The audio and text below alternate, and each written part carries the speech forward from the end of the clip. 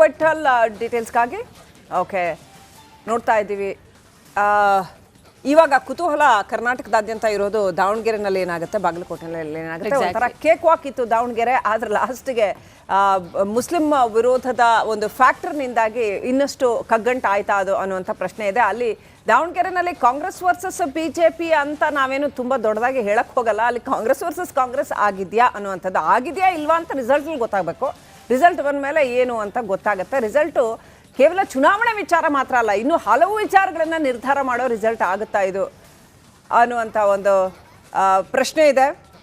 ನಮ್ಮ ಜೊತೆ ಇವತ್ತು ಅತಿಥಿಗಳು ಕೂಡ ಇದ್ದಾರೆ. ಕಾಂಗ್ರೆಸ್ ವಕ್ತಾರೆ ಸ್ವಾತಿ ಚಂದ್ರಶೇಖರ್ ಇದ್ದಾರೆ. Swati, welcome to the show. ಹಾಗೇನೆ ನಾಗೇಂದ್ರ ಬಾಬು ಅವರಿದ್ದಾರೆ, JDS ವಕ್ತಾರರು. ನಮಸ್ಕಾರ ಸರ್, ಕಾರ್ಯಕ್ರಮಕ್ಕೆ ಸ್ವಾಗತ. Swati, first question to you. Davanagere ಅಂದ ತಕ್ಷಣ ಅವರೇ ನಗ್ತಾ ಇದ್ದಾರೆ. ಇರ್ಲಿ, ದಾವಣಗೆರೆನಲ್ಲಿ ತಾವ್ ಹೇಳಿದ್ರಲ್ಲ, ಈ ರಿಸಲ್ಟ್ ಎಷ್ಟೋ ವಿಚಾರಗಳಿಗೆ ನಾನುಡಿ ಆಗುತ್ತೆ ಅಂತೆಲ್ಲ, ಸೊ ಹಾಗಾಗಿ ಆ ಯೋಚನೆ ಮಾಡಿ ನಾನು ನಗ್ತಾ ಇದ್ದೆ. ಓಕೆ, ಸೊ ಏನೆಲ್ಲ ವಿಚಾರಗಳಿಗೆ ಅದು ಡಿಸಿಸಿವ್ ಫ್ಯಾಕ್ಟರ್ ಆಗುತ್ತೆ ಅಂತ ನೀವು ನಿಮ್ಮ ನಗುವಿನ ಹಿಂದಿನ ಸೀಕ್ರೆಟ್ ಏನು ಅಂತ ಅದನ್ನೇ ತಿಳ್ಕೊಳಕ್ ಬಯಸ್ತೀನಿ ಫಸ್ಟ್. ಅಲ್ಲ, ಮಾಧ್ಯಮಗಳಿಗೆ ಅದು ಡಿಸಿಸಿವ್ ಫ್ಯಾಕ್ಟರ್ ಆಗಬಹುದೇನೋ, ಆದ್ರೆ ನಮ್ಮಲ್ಲಿರುವಂತಹ ರಾಜಕೀಯ ವ್ಯವಸ್ಥೆಗೆ ಯಾವುದೇ ರೀತಿಯಾದಂತಹ ಡಿಸಿಸಿವ್ ಫ್ಯಾಕ್ಟರ್ ಅಲ್ಲ, ಸರ್ಕಾರಕ್ಕೆ ಯಾವುದೇ ರೀತಿಯಾದಂತಹ ಡಿಸಿಸಿವ್ ಫ್ಯಾಕ್ಟರ್ ಅಲ್ಲ. This is N election, I totally understand. ಸೋಲು ಗೆಲುವು ಅನ್ನುವಂಥದ್ದು ಚುನಾವಣೆಯಲ್ಲಿ ಇದ್ದೇ ಇರುತ್ತೆ. ಚುನಾವಣೆಯನ್ನು ಅತ್ಯಂತ ಸಮರ್ಥವಾಗಿ ನಿಭಾಯಿಸಿದ್ದೀವಿ. ಆ್ಯಂಡ್ ನಾನು ಅಲ್ಲಿ ದಾವಣಗೆರೆ 3 ತಿಂಗಳ ಹಿಂದೆ ಉಸ್ತುವಾರಿ ಆದ ನಂತರದಲ್ಲಿ ಸಾಕಷ್ಟು ಅಲ್ಲಿನ ಒಡನಾಟ ಹೆಚ್ಚಾಯಿತು. ಆ್ಯಂಡ್ ಬಹಳ ಹತ್ತಿರದಿಂದ ಚುನಾವಣೆಯನ್ನು ನೋಡಿದೊಳಗಾಗಿ ಈ ಬಾರಿ ಬಹಳ ಕಂಫರ್ಟಬಲ್ ಮೆಜಾರಿಟಿಯಿಂದ ನಾವು ದಾವಣಗೆರೆ ಮತ್ತು ಬಾಗಲಕೋಟೆ ಕೂಡ ಮೆಜಾರಿಟಿ ಅಂತ ಹೇಳ್ತಾ ಇದ್ದಾರೆ. ಇನ್ನೊಂದು ಬಹಳ ಮುಖ್ಯವಾದಂತ ಕ್ಷೇತ್ರ ಬಾಗಲಕೋಟೆನಲ್ಲಿ ಏನಾಗುತ್ತೆ, ಸಿದ್ದು ಧುತ್ತರ್ಗಾವಿ ನಮ್ಮ ಪ್ರತಿನಿಧಿ ಲೈವ್ ಕನೆಕ್ಟ್ ಆಗಿದ್ದಾರೆ. ಸಿದ್ದು, ಬಾಗಲಕೋಟೆನಲ್ಲಿ ಕಳೆದ ಸಾರಿ ನಂಗೆ ನೆನಪಿದೆ 5,000 ಮತಗಳು HY ಮೇಟಿ ಅವರು ಸೋಲ್ಸಿರ್ತಕ್ಕಂಥದ್ದು ಚರಂತಿಮಠ ಅವ್ರನ್ನ. ಈ ಸಾರಿ ಏನಾಗಬಹುದು? ಕುತೂಹಲ ಬಹಳ ದೊಡ್ಡದಾಗಿ ಇದೆ. ಅನುಕಂಪದ ಅಲೆ ವರ್ಕೌಟ್ ಆಗತ್ತಾ ಅಥವಾ ಚರಂತಿಮಠ ಅವರ ಹಿಂದುತ್ವ ವರ್ಕೌಟ್ ಆಗತ್ತಾ? ಏನಾಗಬಹುದು ಅಲ್ಲಿ? ಪರಿಸ್ಥಿತಿ ಏನಿದೆ ಸಿದ್ದು? ಶ್ರೀಲಕ್ಷ್ಮಿ, ಇವತ್ತಿನ ದಿವಸ ಬಾಗಲಕೋಟೆಯ ಉಪಚುನಾವಣೆಯ ಸಾಕಷ್ಟು ಜನರು ಈಗಾಗಲೇ ಬಹಳ ಕುತೂಹಲದಿಂದ ಕಾಯ್ತಕ್ಕಂಥ ರಿಸಲ್ಟ್ಗೋಸ್ಕರ ಕೊನೆ ಹಂತದ ಕ್ಷಣಗಣನೆ ಈಗಾಗಲೇ ಏನು ಸ್ಟ್ರಾಂಗ್ ರೂಮ್ಗಳನ್ನು ಓಪನ್ ಮಾಡೋದರ ಮುಖಾಂತರ ಏನು ಮತ ಎಣಿಕೆಗೆ ಈಗಾಗಲೇ ಟೈಮ್ ಕೂಡ ಸ್ಟಾರ್ಟ್ ಆಗ್ತಾ ಇದೆ. ಈ ನಿಟ್ಟಿನಲ್ಲಿ ಈಗಾಗಲೇ ಎರಡೂ ಪಕ್ಷದಲ್ಲಿಯೂ ಕೂಡ ಸಾಕಷ್ಟು ಒಂದು ಆಶಾದಾಯಕವಾದಂಥ ವಿಚಾರವನ್ನು ಇಟ್ಕೊಂಡಿದ್ದಾರೆ. ಗೆದ್ದೆ ಗೆಲ್ತೀವಿ ಅಂತ ಕಾಂಗ್ರೆಸ್ನವರು ಹೇಳ್ತಾ ಇದ್ದಾರೆ, BJಪಿಯವರು ಗೆದ್ದೆ ಗೆಲ್ತೀನಿ ಅಂದರೆ ಕಳೆದ ಒಂದು ಎಲೆಕ್ಷನ್ ತೆಗೆದುಕೊಂಡ್ರೆ ಏನು ವೀರಣ್ಣ ಚರಂತಿಮಠ ಅವರು 5,000 ಮತಗಳ ಅಂತರದಿಂದ ಸೋಲನ್ನು ಅನುಭವಿಸಿದ್ರು. ಹೀಗಾಗಿ ಏನು ವೀರಣ್ಣ ಚರಂತಿಮಠ ಅವರ ಸಹೋದರ ಆದಂಥವರು ಕೂಡ ಆವತ್ತಿನ ಅವರು ಅಲ್ಲಿ ಸೋಲನ್ನಾಗಿದ್ದಾರೆ ಅನ್ನುವಂಥದ್ದು ಕೂಡ ಸಾಕಷ್ಟು BJಪಿಯಲ್ಲಿದ್ದಂಥ ಮುಖಂಡರು ಕೂಡ ಒಂದು ಏನು ಒಳಗೆ ಒಂದು ಅವರು BJP ಮಾಡಲಿಲ್ಲ ಅನ್ನುವಂಥ ಕಾರಣಕ್ಕೋಸ್ಕರ ಇವತ್ತಿನ ದಿವಸ ವೀರಣ್ಣ ಚರಂತಿಮಠರಿಗೆ ಸೋಲಾಗಿದೆ ಅನ್ನುವಂಥದ್ದು ಗೊತ್ತಾಗ್ತಾ ಇತ್ತು. ಆದರೆ ಈ ಬಾರಿಯ ಒಂದು ಉಪಚುನಾವಣೆಯಲ್ಲಿ ಸಾಕಷ್ಟು BJಪಿಯ ಎಲ್ಲ ಮುಖಂಡರು ಕೂಡ ಒಗ್ಗಟ್ಟಾಗಿ ಒಂದು ಎಲೆಕ್ಷನ್ ಹೋಗಿದ್ದಾರೆ ಅನ್ನುವಂಥದ್ದು ಕೂಡ ಈಗಾಗಲೇ ಸಾಕಷ್ಟು ಎಲ್ಲ BJಪಿಯ ಅನೇಕ ಮುಖಂಡರು ಕೂಡ ಹೇಳುವಂಥ ಮಾತಾಗಿದೆ.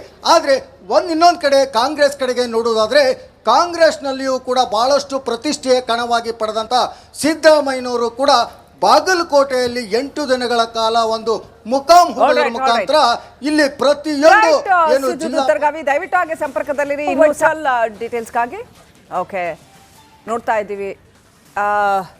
ಇವಾಗ ಕುತೂಹಲ ಕರ್ನಾಟಕದಾದ್ಯಂತ ಇರೋದು ದಾವಣಗೆರೆನಲ್ಲಿ ಏನಾಗುತ್ತೆ, ಬಾಗಲಕೋಟೆನಲ್ಲಿ ಏನಾಗುತ್ತೆ. ಒಂಥರ ಕೇಕ್ ವಾಕ್ ಇತ್ತು ದಾವಣಗೆರೆ, ಆದ್ರೆ ಲಾಸ್ಟ್ಗೆ ಮುಸ್ಲಿಂ ವಿರೋಧದ ಒಂದು ಫ್ಯಾಕ್ಟರ್ನಿಂದಾಗಿ ಇನ್ನಷ್ಟು ಕಗ್ಗಂಟು ಆಯ್ತಾ ಅದು ಅನ್ನುವಂಥ ಪ್ರಶ್ನೆ ಇದೆ. ಅಲ್ಲಿ ದಾವಣಗೆರೆನಲ್ಲಿ ಕಾಂಗ್ರೆಸ್ ವರ್ಸಸ್ ಬಿಜೆಪಿ ಅಂತ ನಾವೇನು ತುಂಬ ದೊಡ್ಡದಾಗಿ ಹೇಳಕ್ ಹೋಗಲ್ಲ. ಅಲ್ಲಿ ಕಾಂಗ್ರೆಸ್ ವರ್ಸಸ್ ಕಾಂಗ್ರೆಸ್ ಆಗಿದೆಯಾ ಅನ್ನುವಂಥದ್ದು, ಆಗಿದೆಯಾ ಇಲ್ವಾ ಅಂತ ರಿಸಲ್ಟಲ್ಲಿ ಗೊತ್ತಾಗಬೇಕು.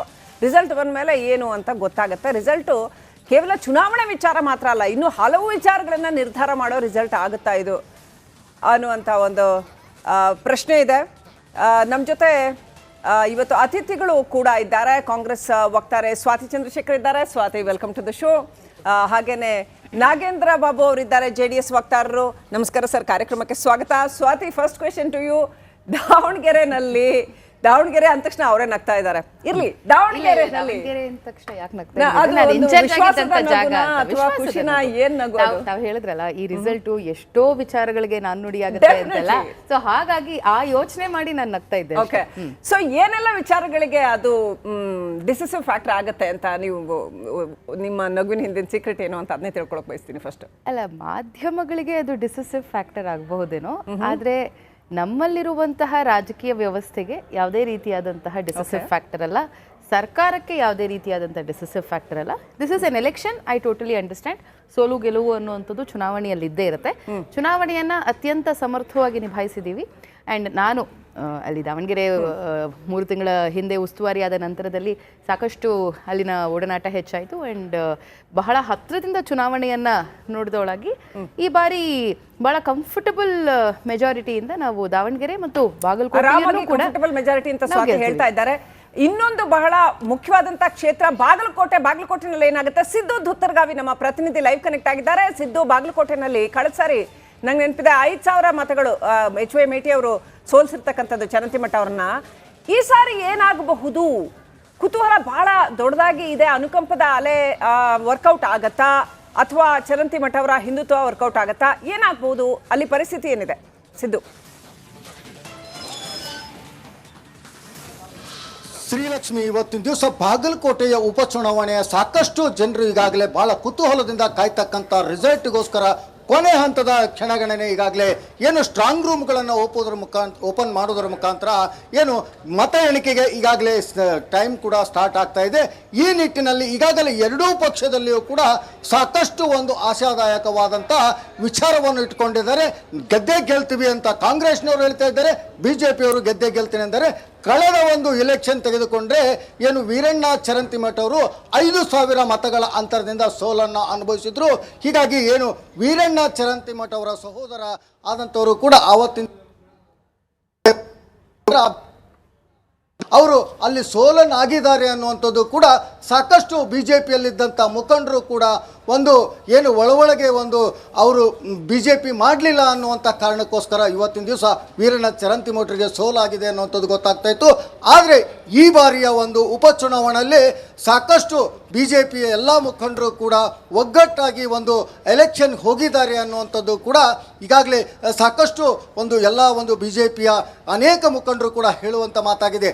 ಆದರೆ ಇನ್ನೊಂದು ಕಡೆ ಕಾಂಗ್ರೆಸ್ ಕಡೆಗೆ ನೋಡುವುದಾದರೆ ಕಾಂಗ್ರೆಸ್ನಲ್ಲಿಯೂ ಕೂಡ ಬಹಳಷ್ಟು ಪ್ರತಿಷ್ಠೆಯ ಕಣವಾಗಿ ಪಡೆದಂಥ ಸಿದ್ದರಾಮಯ್ಯನವರು ಕೂಡ ಬಾಗಲಕೋಟೆಯಲ್ಲಿ 8 ದಿನಗಳ ಕಾಲ ಒಂದು ಮುಖಾಂ ಹೂಡುವ ಮುಖಾಂತರ ಇಲ್ಲಿ ಪ್ರತಿಯೊಂದು ಏನು ಧುತ್ತರ್ಗಾವಿ ದಯವಿಟ್ಟು ಹಾಗೆ ಸಂಪರ್ಕದಲ್ಲಿರಿ. ಇನ್ನು ವೈಟಲ್ ಡೀಟೇಲ್ಸ್ಗಾಗಿ ಓಕೆ ನೋಡ್ತಾ ಇದ್ದೀವಿ. ಇವಾಗ ಕುತೂಹಲ ಕರ್ನಾಟಕದಾದ್ಯಂತ ಇರೋದು ದಾವಣಗೆರೆನಲ್ಲಿ ಏನಾಗುತ್ತೆ, ಬಾಗಲಕೋಟೆನಲ್ಲಿ ಏನಾಗುತ್ತೆ. ಒಂಥರ ಕೇಕ್ ವಾಕ್ ಇತ್ತು ದಾವಣಗೆರೆ, ಆದ್ರೆ ಲಾಸ್ಟ್ಗೆ ಮುಸ್ಲಿಂ ವಿರೋಧದ ಒಂದು ಫ್ಯಾಕ್ಟರ್ನಿಂದಾಗಿ ಇನ್ನಷ್ಟು ಕಗ್ಗಂಟು ಆಯ್ತಾ ಅದು ಅನ್ನುವಂಥ ಪ್ರಶ್ನೆ ಇದೆ. ಅಲ್ಲಿ ದಾವಣಗೆರೆನಲ್ಲಿ ಕಾಂಗ್ರೆಸ್ ವರ್ಸಸ್ ಬಿಜೆಪಿ ಅಂತ ನಾವೇನು ತುಂಬ ದೊಡ್ಡದಾಗಿ ಹೇಳಕ್ ಹೋಗಲ್ಲ. ಅಲ್ಲಿ ಕಾಂಗ್ರೆಸ್ ವರ್ಸಸ್ ಕಾಂಗ್ರೆಸ್ ಆಗಿದೆಯಾ ಅನ್ನುವಂಥದ್ದು, ಆಗಿದೆಯಾ ಇಲ್ವಾ ಅಂತ ರಿಸಲ್ಟಲ್ಲಿ ಗೊತ್ತಾಗಬೇಕು.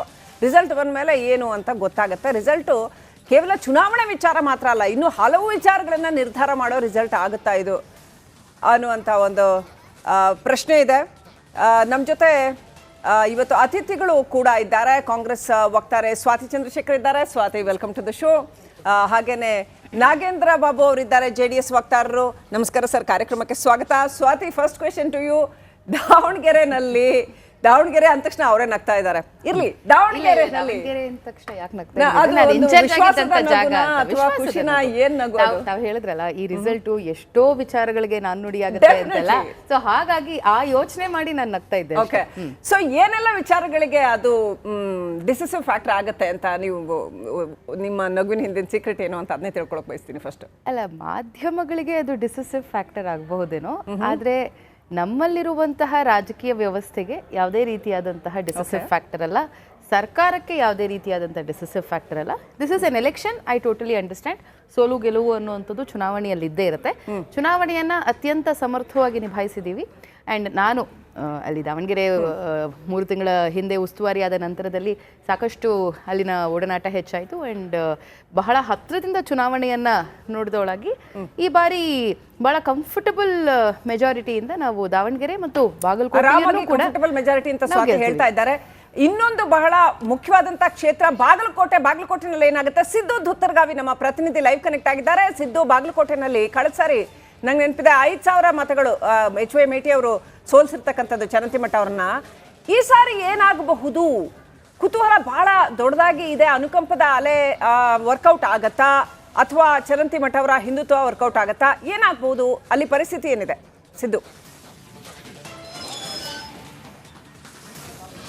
ಶ್ರೀಲಕ್ಷ್ಮಿ, ಇವತ್ತಿನ ದಿವಸ ಬಾಗಲಕೋಟೆಯ ಉಪಚುನಾವಣೆಯ ಸಾಕಷ್ಟು ಜನರು ಈಗಾಗಲೇ ಬಹಳ ಕುತೂಹಲದಿಂದ ಕಾಯ್ತಕ್ಕಂಥ ರಿಸಲ್ಟ್ಗೋಸ್ಕರ ಕೊನೆ ಹಂತದ ಕ್ಷಣಗಣನೆ ಈಗಾಗಲೇ ಏನು ಸ್ಟ್ರಾಂಗ್ ರೂಮ್ಗಳನ್ನು ಓಪನ್ ಮಾಡೋದ್ರ ಮುಖಾಂತರ ಏನು ಮತ ಎಣಿಕೆಗೆ ಈಗಾಗಲೇ ಟೈಮ್ ಕೂಡ ಸ್ಟಾರ್ಟ್ ಆಗ್ತಾ ಇದೆ. ಈ ನಿಟ್ಟಿನಲ್ಲಿ ಈಗಾಗಲೇ ಎರಡೂ ಪಕ್ಷದಲ್ಲಿಯೂ ಕೂಡ ಸಾಕಷ್ಟು ಒಂದು ಆಶಾದಾಯಕವಾದಂಥ ವಿಚಾರವನ್ನು ಇಟ್ಕೊಂಡಿದ್ದಾರೆ. ಗೆದ್ದೆ ಗೆಲ್ತೀವಿ ಅಂತ ಕಾಂಗ್ರೆಸ್ನವರು ಹೇಳ್ತಾ ಇದ್ದಾರೆ, BJPಯವರು ಗೆದ್ದೆ ಗೆಲ್ತೀನಿ ಅಂದರೆ ಕಳೆದ ಒಂದು ಎಲೆಕ್ಷನ್ ತೆಗೆದುಕೊಂಡ್ರೆ ಏನು ವೀರಣ್ಣ ಚರಂತಿಮಠ ಅವರು 5,000 ಮತಗಳ ಅಂತರದಿಂದ ಸೋಲನ್ನು ಅನುಭವಿಸಿದ್ರು. ಹೀಗಾಗಿ ಏನು ವೀರಣ್ಣ ಚರಂತಿಮಠ ಅವರ ಸಹೋದರ ಆದಂಥವರು ಕೂಡ ಆವತ್ತಿನ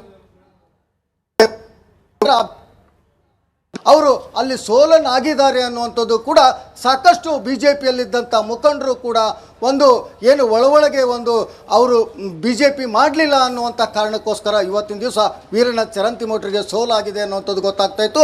ಆದರೆ ಈ ಬಾರಿಯ ಒಂದು ಉಪಚುನಾವಣೆಯಲ್ಲಿ ಸಾಕಷ್ಟು BJPಯ ಎಲ್ಲ ಮುಖಂಡರು ಕೂಡ ಒಗ್ಗಟ್ಟಾಗಿ ಒಂದು ಎಲೆಕ್ಷನ್ ಹೋಗಿದ್ದಾರೆ ಅನ್ನುವಂಥದ್ದು ಕೂಡ ಈಗಾಗಲೇ ಸಾಕಷ್ಟು ಒಂದು ಎಲ್ಲ ಒಂದು BJPಯ ಅನೇಕ ಮುಖಂಡರು ಕೂಡ ಹೇಳುವಂಥ ಮಾತಾಗಿದೆ. ಆದರೆ ಇನ್ನೊಂದು ಕಡೆ ಕಾಂಗ್ರೆಸ್ ಕಡೆಗೆ ನೋಡುವುದಾದರೆ ಕಾಂಗ್ರೆಸ್ನಲ್ಲಿಯೂ ಕೂಡ ಬಹಳಷ್ಟು ಪ್ರತಿಷ್ಠೆಯ ಕಣವಾಗಿ ಪಡೆದಂಥ ಸಿದ್ದರಾಮಯ್ಯನವರು ಕೂಡ ಬಾಗಲಕೋಟೆಯಲ್ಲಿ 8 ದಿನಗಳ ಕಾಲ ಒಂದು ಮುಖಾಂ ಮುಖಾಂತರ ಇಲ್ಲಿ ಪ್ರತಿಯೊಂದು ಏನು ದಯವಿಟ್ಟು ಹಾಗೆ ಸಂಪರ್ಕದಲ್ಲಿರಿ. ಇನ್ನೂ